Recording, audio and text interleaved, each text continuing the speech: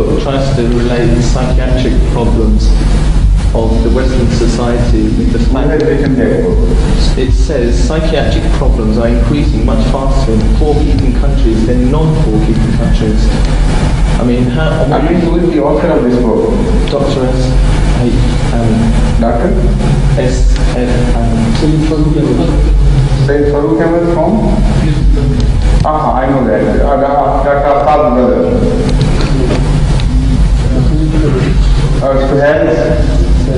Dr. Suhail's brother. Yes, please. I'd like to know what religious grounds can such statements be made. He did not make his statement on religious grounds. He is a physician and he is speaking from the domain to which he belongs. From a medical expert's point of view, he is discussing this aspect. There are many Ahmadi doctors who have concentrated on this point in particular from their field. Why pork is forbidden? Now, there are two aspects, two angles from which we can study this question. Number one, there might be some influences of pork on human psychology which may not be known to man, but as long as you believe in the book in total, you are not permitted to raise questions about every single item of that. Whether you understand or not, if you accept the book, you should follow every injunction, because the fundamental claim is that that book is revealed from Allah, by Allah, who is all-knowing, who is the creator of the universe, of every life on earth. So, on that presumption, those who believe, they must follow the injunctions whether they understand the philosophy or not. If their belief is wavering on the verge of belief and not to believe or not to believe, then perhaps these questions would be valid for them, and it would add to their decision-making power. If they are not convinced on the details of certain questions, they may decide that order could not be from Allah. But for every order, you do not have to give a satisfactory explanation in scientific terms. For example, some orders are of the nature of trial. If somebody is the proprietor, does he not enjoy the right to tell you what to do and what not to do? That is a fundamental question. What do you think about it? If you come to my house and I am the proprietor, will I permit you or must I permit you to use everything you like or no? Fundamentally, I have the right to tell you.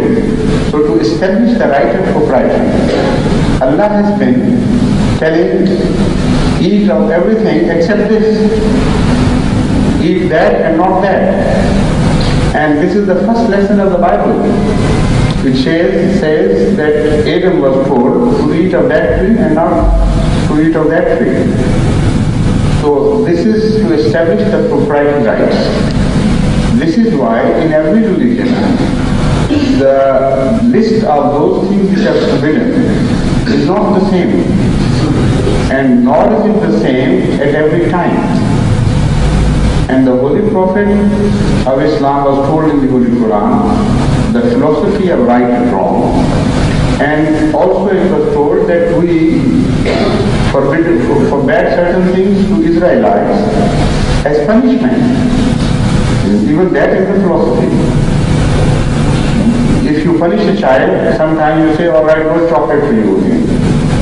And you have every right to do that. But to deny that right to the Creator, to give His orders for anything He chooses, for any reason He chooses.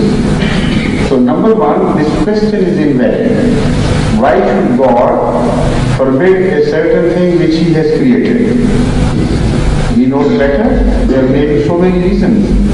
If the reason has not been explained, we can only put forward conjectures. Now, if a conjecture is put forward by a certain doctor or some certain scholar, and it is not acceptable to you, then what?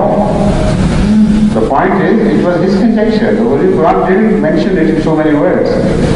So whether his idea was right or wrong, it's neither here nor there. Yeah, but a lot of these facts are made up hypotheses. They're not true facts. You can't actually relate them. Even that I can't accept, because you say they are not true facts and he says they are true facts. No, he doesn't say. You see, that's what he's saying. He doesn't actually say they are true facts. He says a lot of them are based on. And you say they are not true facts. Well, he himself says they're not true facts. What I'm trying to say is, don't you think that a lot of Christian people who read these literature will laugh at it, because I've given this book to another. This is what I have told all you already. Even if they laugh at it, if they are sensible, they are just laughing at Dr. So-and-so's explanation, not at the injection itself. Because I would forward, my ear would forward a different explanation, because that explanation has not been given, no explanation has been given by the Quran. So if I consider that explanation to be the reason behind, and somebody doesn't believe it, he may laugh at me, he has every right. But still, he is not laughing at the injunction itself, because there could be other reasons. For example, the sun rises daily, and various explanations were put forward by the reality of the rise of sun at various stages in history. There are so many things happening simultaneously, and one may say this is the big cause and this is the effect. For example, in the morning, the birds begin to chirp and sing just before the sunrise. And if you may, somebody may be naive enough to say that the sun rises because the birds have begun to sing. And this phenomena has preceded the phenomena of the rise of sun. You may laugh at it, but you can't laugh at the fact that sun has risen. So it is just an effort to explain things, and somebody, previously, there was another explanation too. Some said that the sun rises because sun is revolving around the earth, and it appeared to be quite tragic at the time. But now when you look back, you laugh at it. Still you can't laugh at the fact that the sun rises. So if the orders are there without any explanation, if somebody has a right to laugh at some explanation put forward by somebody, but not in the order itself. Therefore it's damaging. To your mind maybe, but how can you project yourself into the mind of every reader and say this is the reaction of every reader? I'm not talking about every reader, I'm talking about the people I gave this form of literature to. So write to him. To students. You write to him and tell him that your experience tells you that this explanation is not acceptable. So why don't you put forward an explanation which, instead of helping Islam, is damaging the cause of Islam? This is what you want to say. Yeah. I agree. It's possible. So you write to the author about it. You understand my point? Yeah, but I was told that all the books go through you, so... No. Not at all. It's preposterous. Yes, please, the lady, please.